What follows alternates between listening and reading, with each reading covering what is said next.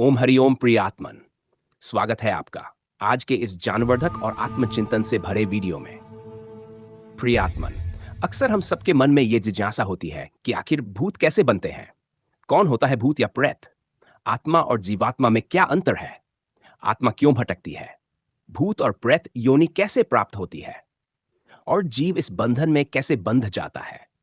तो आज इन सभी गूढ़ प्रश्नों का उत्तर और दुविधाओं का समाधान मिलेगा इस वीडियो में। आपसे निवेदन है, वीडियो को ध्यानपूर्वक देखिए, सुनिए और आत्मसात कीजिए।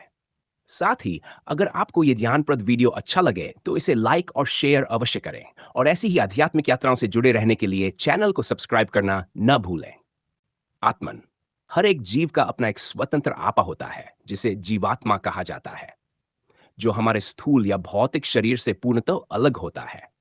वास्तव में हमारे इस दिखने वाले स्थूल शरीर के अतिरिक्त और भी दो शरीर होते हैं, सूक्ष्म शरीर और कारण शरीर।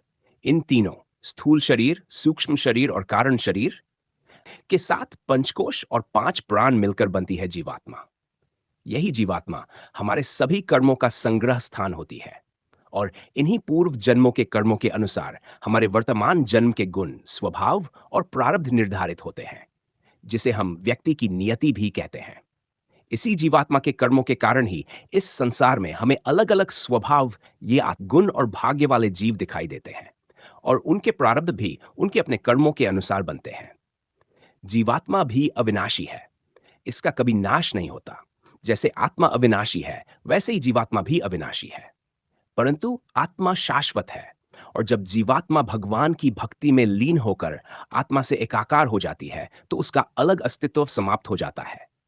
लेकिन आत्मा सदा शाश्वत रहती है, उसका अस्तित्व कभी समाप्त नहीं होता। जैसे पानी की एक बूंद नदी में मिलती है और फिर वह नदी सागर में मिल जाती है, परंतु सागर अपनी जगह स्थित रहता है।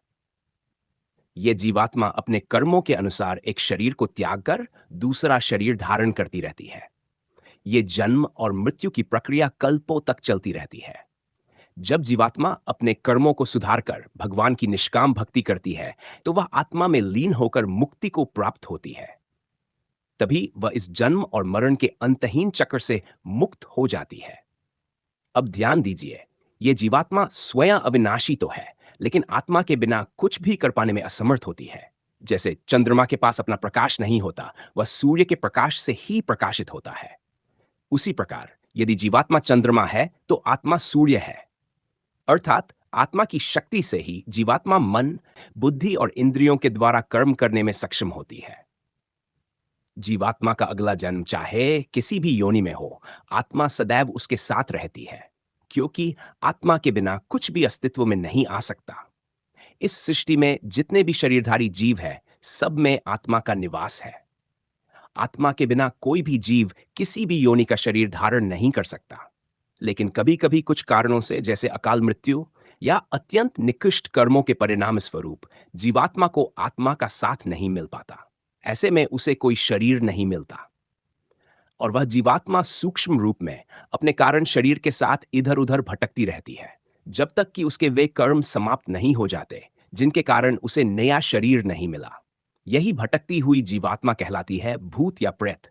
इसे ही प्रेत योनि कहा गया है। इस योनि में जीवात्मा अपने कर्मों के अनुसार भूत, प्रेत, चुड़ैल या ब्रह्म राक्षस के रूप में भटकती रहती है। परंतु जिन जीवात्माओं में अच्छे संस्कार होते हैं, वे किसी को हानि नहीं पहुंचाती। जो आत्मा है वह परमात्मा का ही स्वरूप है, जो जीवात्मा को सब कुछ करने की शक्ति तो देता है, पर उसे कर्म करने के लिए स्वतंत्र छोड़ देता है। उन कर्मों से उत्पन्न सुख, दुख, फल या दंड, सबका भोग जीवात्मा को ही करना पड़ता है। आत्मा या परमात्मा इन कर्मों में कभी हस्तक्षेप नहीं करते। वे न तो उनमें लिप्त होते हैं, न ही उनसे प्रभावित होते हैं। अर्थात भगवान जीवात्मा के कर्मों और भोगों से पूर्णतः अलग है। हर जीवात्मा अपने कर्मों के अनुसार ही जीवन जीने और भोग भोगने के लिए महामाया अर्थात प्रकृति द्वारा प्रेरित और बाची की जाती है। इसीलिए भगवान श्री कृष्ण ने भगवद गीता में कहा है, सब कुछ मैं ही करता हूं, फिर भी मैं कुछ नहीं करता। अर्थात भगवान सभी में आत्मा रूप में विद्यमान है, जिनके बिना कुछ भी होना असंभव है, लेकिन वे जीवात्मा के कर्मों या भोगों में लिप्त नहीं होते। तो आत्मन इस प्रकार अपने ही कर्मों के कारण जब जीवात्मा आत्मा का साथ खो देती है तो बिना शरीर के सूक्ष्म रूप में भटकती रहती है और यही भटकन उसे भूत योनि में ले जाती है। इसलिए कहा गया है, कर्म ही जीवात्मा के जन्म और मरण के बंधन का कारण है। प्रिया, यदि आप आत्मा और जीवात्मा के इस गूढ़ भेद को और विस्तार से समझना चाहते हैं तो कमेंट करो। मिलते हैं अगले वीडियो में एक और नई जानवर्धक चर्चा के साथ। तब तक आप प्रसन्न रहें, भक्ति में लीन रहें। धन्यवाद। ओम तत्सत।